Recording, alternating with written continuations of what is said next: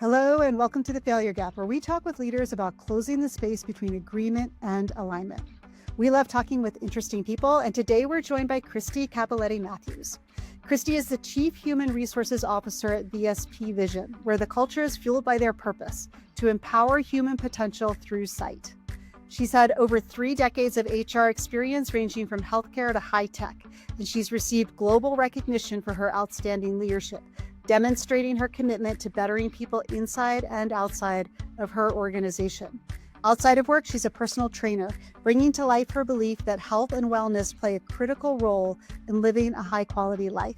Christy, welcome to the Failure Gap. Thank you so much, Julie. Welcome. Very excited to be welcomed. Yeah, we're so glad to have you here. You and I have known each other for a long time, and I appreciate you taking some time out to share with our listeners a little bit about your leadership journey and what you've observed over these 3 decades plus, in especially the HR area, about people agreeing to something being a great idea and having trouble getting aligned to it. Although I suspect that your personal training world might also be full of those kinds of stories. Yes, Yeah. absolutely.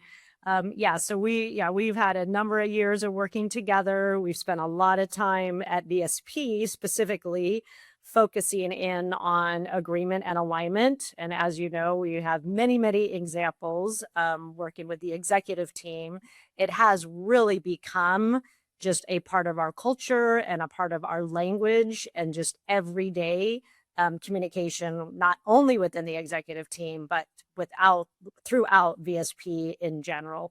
And obviously lots of examples over the last 3 decades of my human resources career, but really the last 18 plus years at VSP, where we have focused so much on our culture and just really cultivating everything internally to make VSP the company that it is.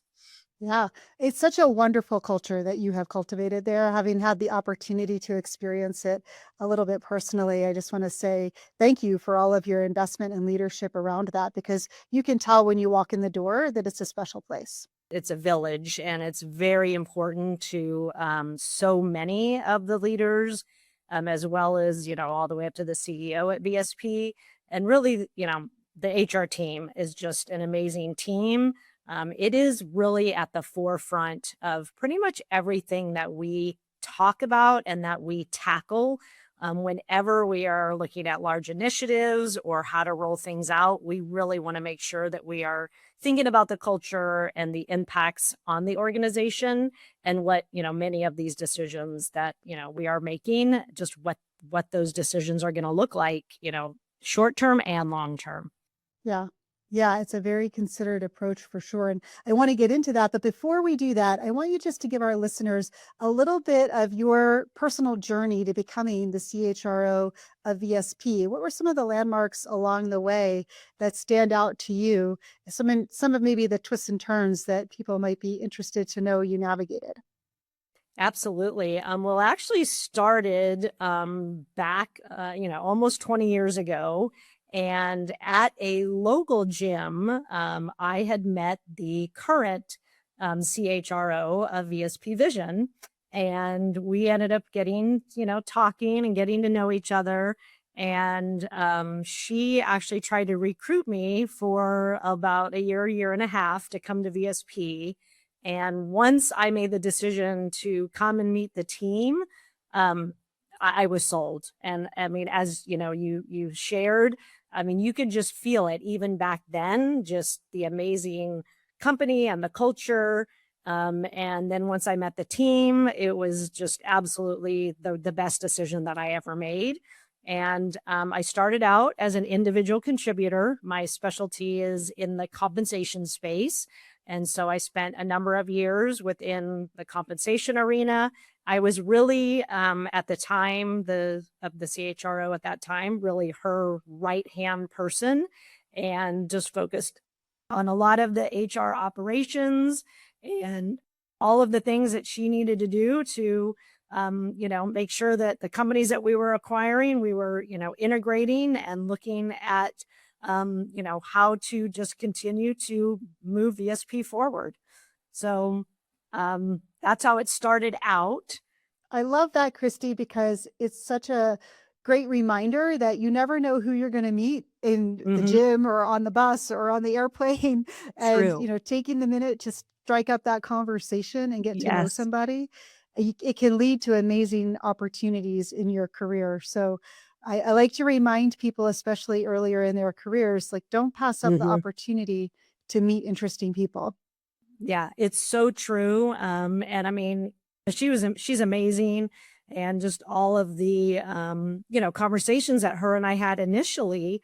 And you're so right. It's like, who knew, almost 20 years ago where those conversations and that moment of meeting her at a local gym would lead to such an amazing career. Yeah. Yeah. And here you are, almost 2 decades later, right? Mhm. Something that I think also some of our listeners are particularly interested in is, you mentioned that you were a compensation specialist, and then you became, over a series of, I'm sure, shifts in that, the CHRO, which is really an enterprise level role.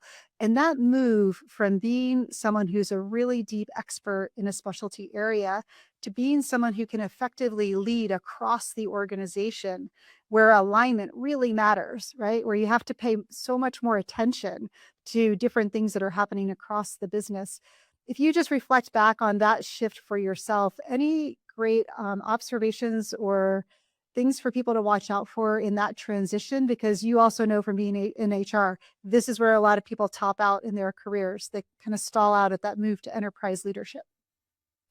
Yeah, I mean, I do think it really does speak to, in no matter what role within HR, you do have to have that partnership.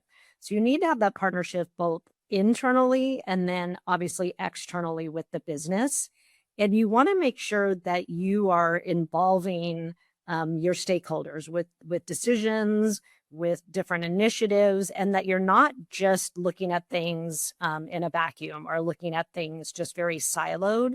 And so I really always just try to make sure that, even though I might have been having a discussion around compensation, trying to make sure I was looking at the bigger picture, looking at where the impacts of the business may or may not be, and really making sure that those stakeholders felt a part of the process and a part of the decision making. I think sometimes even, compensation or benefits or some of the more specialty areas, they can feel like some of those decisions are a little bit more narrow, but you really do need to make sure that you're bringing the stakeholders along and that those decisions are for the better of the entire business area. Yeah. And then by that, broadening the alignment that those business leaders have to the ultimate decisions that I do think sometimes can feel arbitrary to business leaders. And so what I'm Hmm. hearing you say is, really, as a specialty person, if that's where you are right now, make sure you're getting that skill of connecting to the business and bringing those business leaders into the conversation. I think Yes. that's a great tip for people who are looking to continue to grow in their roles. Mhm. Your responsibility can be to be able to connect the dots in that way. Yes, absolutely. Yes. Yeah. Yeah. Well, let's talk a bit about this space between agreement and alignment, because it is Hmm. something that, obviously we spend a lot of time on at Kerrigan's Group. And I do think at VSP, the leadership team has really embraced this idea of, let's make sure that we're not just sitting in agreement and everybody's like, yes, this is a great idea, but actually leaning in to the hard work that it's going to take to get it done. And you mentioned culture and cultivating the culture really carefully. I think culture is a space in a lot of organizations that can fall in the failure gap. People are like, yeah, it'd be great if we had that culture. I hope somebody makes it happen. Right? If there's like this persistent, I hope someone's going to fix that.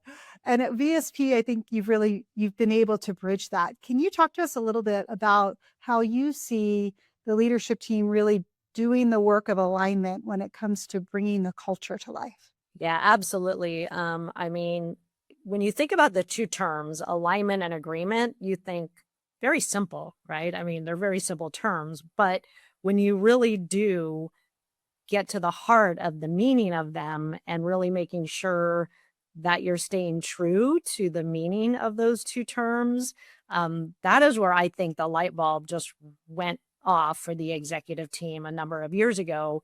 Um, when those terms were introduced to us, and I also do feel that during COVID for VSP, there was a shift.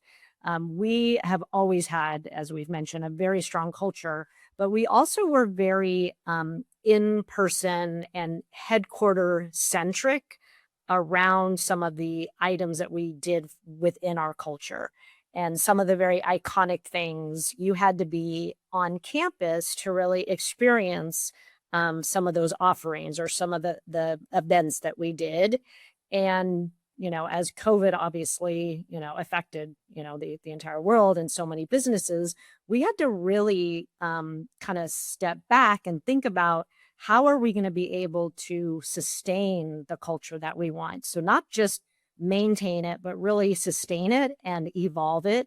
And as the organization started moving more to a distributed work environment, we wanted to make sure that we were not losing a lot of those connection points that we have had, previously, and that we were not going to lose some of the aspects of our culture and some of the very iconic things. So, for example, we would have certain in-person events, but we always had sales organizations out in the field. We always had our distribution and our labs out in the field, and they weren't always able to attend or, be a part of some of those items that we offered on campus.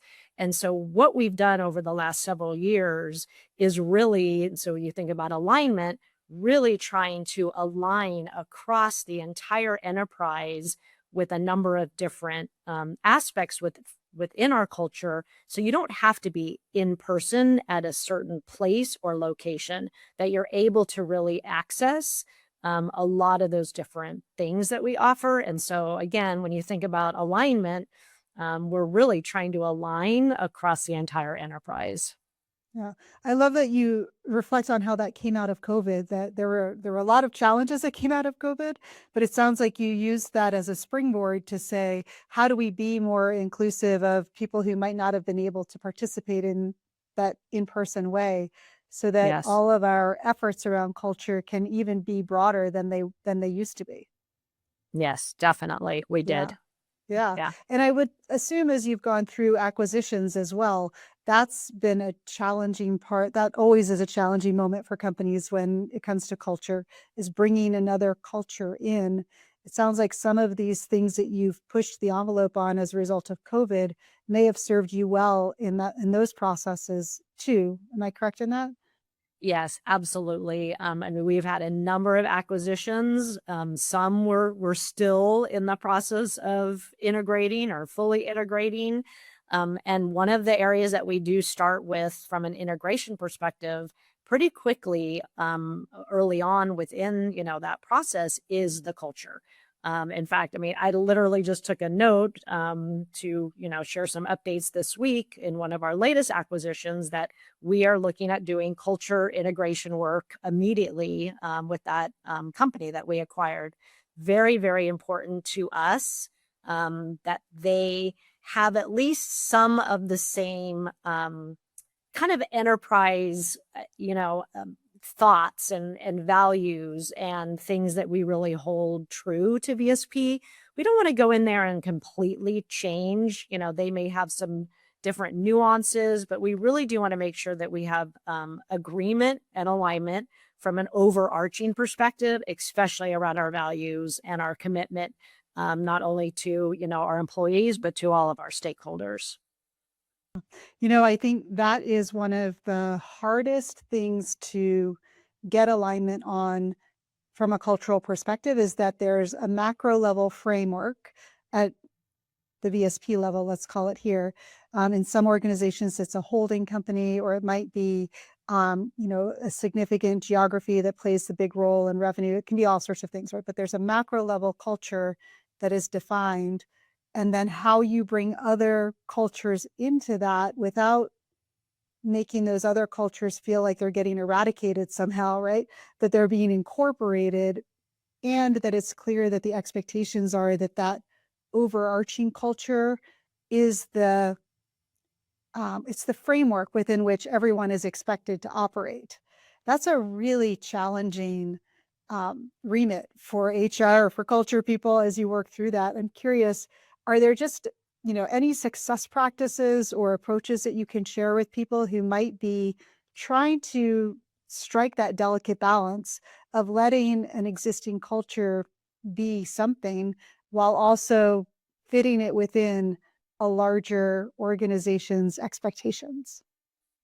Yeah, we actually say that we are inviting the organizations that we've acquired into the VSP family of companies, and that we want them to be a part of the VSP family, but we don't want to take away from what they bring to the organization and all of the reasons that we bought them, right? All of the reasons that we acquired them, we don't want to take away from that. And so we all say that all the way up, to our CEO. That is the message that we share. Yeah. So it's about really helping them to be a healthy part of VSP while Yes. thriving within their own structure. I Yes. think one of the things that stands out to me about VSP is the enterprise mindset commitment, right? That we need to be thinking about the whole enterprise, not just our little part of it. And sometimes with an acquisition, the leaders can bring in a very focused mindset for, let's just call it that. Is that a good way to say it? Yes. Yeah. How do you get people like, and again, enterprise mindset is easy to agree to, hard to align to sometimes, especially if you haven't been Yes. working in that for the last 5 or 6 years. So when you think about leaders who come in through acquisition and trying to get them into that enterprise mindset, any mindsets that they might be holding on to, or group dynamics or trade-offs that they need to start navigating differently so that they can be within the VSP culture while also cultivating their own local culture? Yeah, it's definitely a challenge. It absolutely is. I mean, because, most have been smaller organizations. And so they are the big fish in their organization, right? They're in charge of all of the decisions. They may be the CEO of their organization or the heads of all of the different departments. Then they come into VSP, which is now the larger organization, and we have to integrate not only some of their titles and their levels, but then obviously some of the decision making. And so it is definitely a challenge. There's I think a lot of discussions, a lot of meetings, but I will say, I mean, just going back to the two terms of alignment and agreement, it really does help when you start those discussions and those conversations with just trying to get clarity around what those mean, and then what are the outcomes that we're all really looking for. And it really does help with the clarity. Yeah. Yeah, we always talk about clarity and connection to the bigger goals, and then commitment and courage to getting it done as you work towards that alignment piece of it. It does take some commitment and courage from those leaders who are coming into VSP, I'm sure, to start to model different behavior for their teams as well, without it feeling like they're giving up who they are, right? I think that that's a Yeah, stumbling block definitely. sometimes. Yeah. Yes. Yeah. Well, you guys have had a lot of experience with integrating organizations and doing it successfully. So I appreciate your call to action for people to make sure that there's clarity for the leaders who are coming in, that they understand what the values are and what the expectations are. Another thing that I would just call out that I think you guys do really well is the idea of modeling the way. From the CEO down, it feels like there is visible alignment to your values and to, for example, an enterprise mindset. And I think sometimes we forget that when you're bringing in an organization, they need to see that in action so that they can understand what it looks like. Yeah, absolutely agree. I mean, I would say we walk the talk. I mean, we don't just say it. We do all the way up to the CEO, the entire executive team. It is very important. We want to model the right behavior. We want that behavior to be the way that it's supposed to be. And we really do, I feel like, hold those values very dear to all of us. And I believe that it does show and resonate throughout the enterprise. Yeah. Yeah. You mentioned something as well, which is that there's a lot of meetings. Yes. There are. And I suspect there's a lot of people listening who are like, I can't do another meeting. Right. But alignment doesn't happen in a vacuum, right? It only happens through conversation. And I think that's something else you as a leadership team have invested in, spending the time together to make sure that clarity comes from those conversations and that you do have the connections across the business that you need to make different decisions, not to make siloed decisions, but to make enterprise decisions. Tell me a little bit about that meeting. Like, what do you think makes a really great meeting that ends up in alignment and not in agreement? What is it that you focus on from a clarity perspective or from an understanding perspective? Can you pinpoint anything around that? And if I'm putting you on the spot and the answer is I can't think of anything, that's fine too. But just I'm curious because that is something we hear a lot is I can't spend any more time in meetings. Yes, we are definitely in a lot of meetings, but I do think the successful meetings are really when you have clear outcomes and clear deliverables. And yeah, I agree with you, Julie. You absolutely have to have dialogue and discussion to get to those outcomes. And I think also in this distributed work environment, it's even that much more critical because you have to make sure that you are having those conversations, you're having those discussions. It's different than when we were all, in office and you could just grab, folks for a few minutes, here or there. You have to be very purposeful now to making sure that the conversations are occurring and that things aren't being left unsaid or not being addressed. And so, yeah, it is, it's very purposeful, I think, to make sure that there's a lot of very in-depth and very detailed discussions, but also that they're meaningful, right? You want to make sure that with all the meetings that there are, desired outcomes that are, at least called out in the beginning. And so folks know kind of what the agenda is and what the potential outcomes need to be. Yeah. So they can have I always say, people, you're probably not in too many meetings. You're probably in the wrong meetings. Yes. You might need to be in the same number of meetings, but they might need to take a different shape. Yes. Yeah. Yeah. Well, hey, we've talked a lot about culture and integration of acquisitions and what that looks like. I'll open it up to you. Is there for you, when you think about the last few years with VSP, a favorite alignment story where you've really seen the organization get aligned to deliver on something big and ambitious together, where you feel like if they had just stayed in agreement and not done the work to get aligned, it might not have had the same outcome? Yeah, I mean, I would say, I know we've, touched on integration, but because we have had so many different integration aspects over the last several years, I mean, I know if we were not really able to utilize these concepts that we would not have been as far along within the integration process as we are at this point. I mean, so there's so many different examples.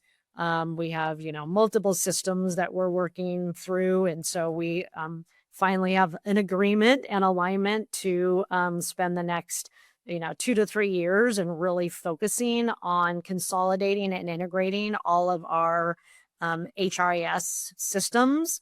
And that, I mean, there's a lot of discussions. That was a huge decision. And it will just, again, make VSP stronger in the future. To make sure that we are integrating all of those systems. So then we really can make sure that we're touching on, all the different aspects to support the organization. So that's one that really obviously is, very near and dear to my heart, is just integrating the HR systems. Yeah. Boy, systems integrations are a time for alignment. Yes. Because it's so easy for leaders just to stay in their old decision-making modality of, well, I need my very special system that does exactly what I want it to do. Yes. Right. It's so true. Yeah. Yes. Yeah. We had a client a couple of years ago that was trying to bring about 32 different systems into one. And it was just an unbelievable discipline in being aligned as a leadership team. Wow, that is a lot of systems. Yeah. So I I thought we had a lot of systems, but you're so right. How many do you think you have? Oh, from an HR perspective, we have 7. Ballpark. So, yeah, 7. That's not too bad. Yeah, That's not we too bad. thought, yeah, we have almost every HR, system. But you're so Yeah. right in the fact that the business owners of those systems, they don't, it's difficult to change, and we don't want to impact their business, right? We don't want to do it at a time that it's going to impact sales, or it's going to impact, the different business aspects of their business model and their financials. And so that is where it actually kind of goes back to, some of my initial comments is you really do have to make sure that you're partnering and you're not just looking at these things in a vacuum. Yeah. That you can connect the dots around the business impacts. Yes. Yeah, absolutely.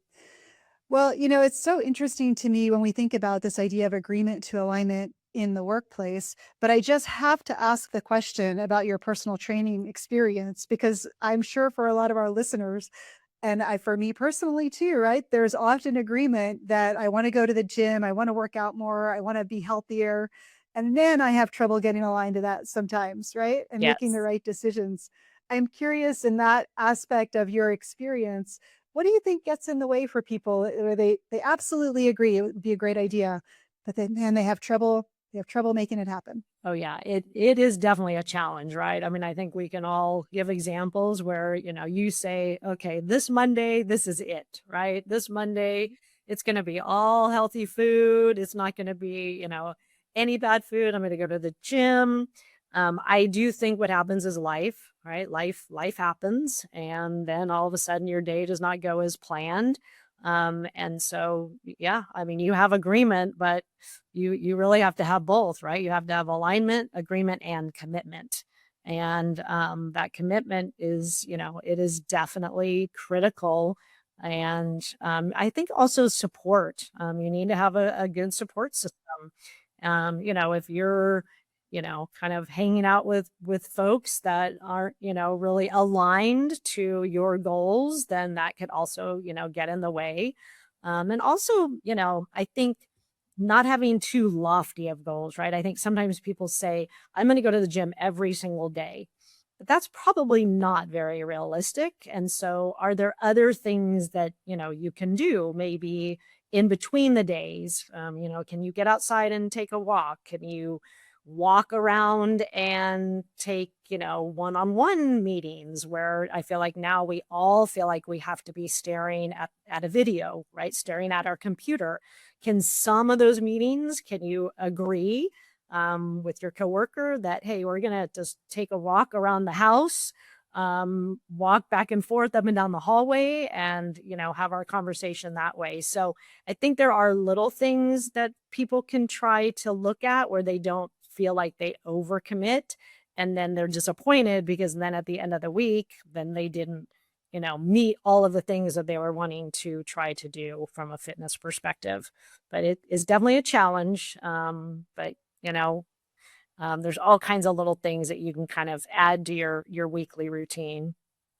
Spice it up a little bit Spice without it up. dramatically. Yeah. Yeah. I love, what you're really getting to is what we've talked about at Kerrigan's group is nudges, not shoves. How do you just nudge yourself and not try and like do a U-turn all of a sudden? Because then you get in that like perfect or nothing mindset, right? Like either I did it perfectly or I'm not going to do it at all. And honestly, I think that translates into business as well for leaders who are trying to accomplish big things. They feel like, oh, if I'm, enterprise mindset, okay, so I have to do all of these things differently. Maybe just try doing a couple things differently, right? As in terms of how you're having your meetings, what you're talking to people about, where you're getting input on different decisions. You don't have to do everything, but you could do something differently that'll help you to align and deliver together. Right. I mean, I think there's a phrase, right? Good is good enough. You don't always it doesn't always have to be perfect. And I know sometimes, even with materials or something that, different slide decks, right? You're trying to get things out the door. And, at some point it's like, it's good enough. Let's just execute, right? It's just time to execute and not keep going back and forth. I love that as a reminder for everybody. Good is good enough. I think if that actually could be a mantra for alignment, right? Good is good enough. Let's keep moving forward, learn as we go, adjust as we get there, and just keep getting better. Absolutely. Yes. Yeah, yeah. Well, Kristi, this has been such a wonderful conversation about some really important topics when it comes to culture and the integration of different kinds of companies and what it looks like to have that enterprise leader mindset and really connecting not just to your specialty area, but also to the broader business as a whole as you're moving along in your career, or if you're an enterprise leader trying to get people aligned to deliver together today as well. So I appreciate you sharing your experiences around all of this. I think it's exciting to be able to hear from somebody like yourself because, particularly in the HR space, you have your finger on the pulse of the organization and what it takes for leaders to be successful, getting aligned and delivering together. So thank you so much for joining us. Thank you so much for having me. It was a real pleasure, and I enjoyed talking about all these different concepts with you, Julie. Yeah, absolutely. There is one last question that we do like to ask people, which is this is a dream along with me question. So there's no right or wrong answer. And that is if you could get a group of people, whether it's at work or family or community or maybe in your personal training or whatever it might be, but if you could get a group of people aligned to do something together, what would it be? Just to have an impact that you think if people could just come together to do it as a team, we could see really great things happen. Anything Oh, come to mind? I would just say, I mean, just treat everybody just with kindness. I mean, I just feel like in the world that we're in now, right? It's just treat people how you want to be treated, treat people respectfully, and just treat people with kindness, and just, go about your day, just, hoping for good things and for, kindness to one another. Yeah. I love that call to action for all of our listeners to be going out into the world with kindness and respect. And if we could all get aligned as a community to that, I do think the world would be a better place in terms of being able to deliver on all of the goals that we have to have an impact in the world. So thank you for that reminder and that wonderful call to action. And with that, we'll go ahead and say at Kerrigan's Group, we like to say to go fast, go alone, to go far, go together, to go far fast, get aligned. And Kristi, thank you again for joining us. It's been such a pleasure. Thank you so much.